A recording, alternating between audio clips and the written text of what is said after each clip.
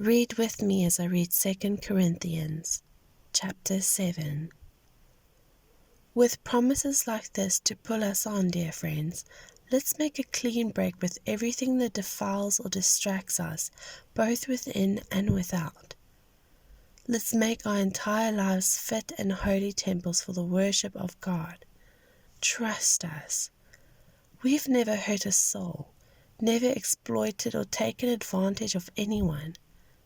Don't think I'm finding fault with you. I told you earlier that I'm with you all the way no matter what.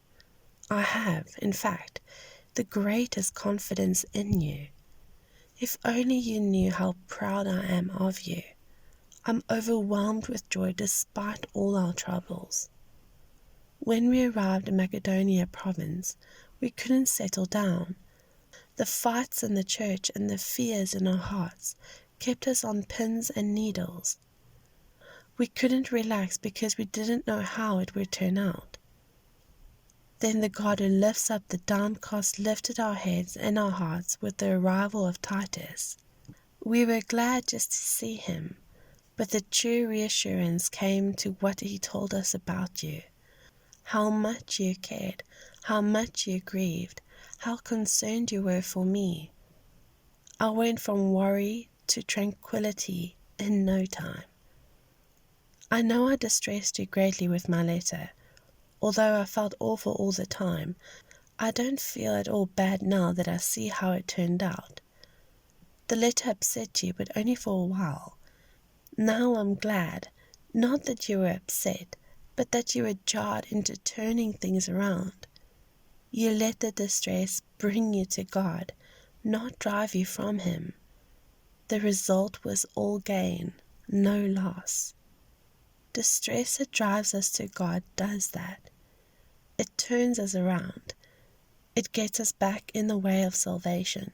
We never regret that kind of pain, but those who let distress drive them away from God are full of regrets, end up on a deathbed of regrets. And now, isn't it wonderful all the ways in which this distress has goaded you closer to God? You're more alive, more concerned, more sensitive, more reverent, more human, more passionate, more responsible. Looked at from any angle, you've come out of this with purity of your heart. And that is what I was hoping for in the first place when I wrote the letter. My primary concern was not for the one who did the wrong, or even the one who wronged, but for you, that you would realize and act upon the deep, deep ties between us before God.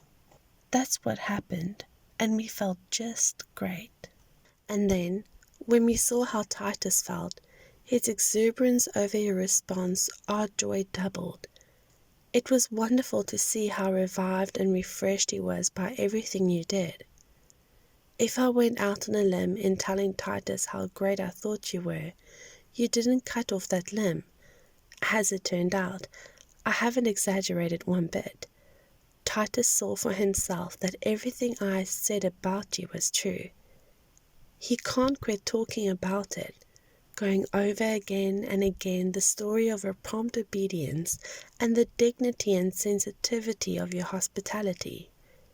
He was quite overwhelmed by it all, and I couldn't be more pleased.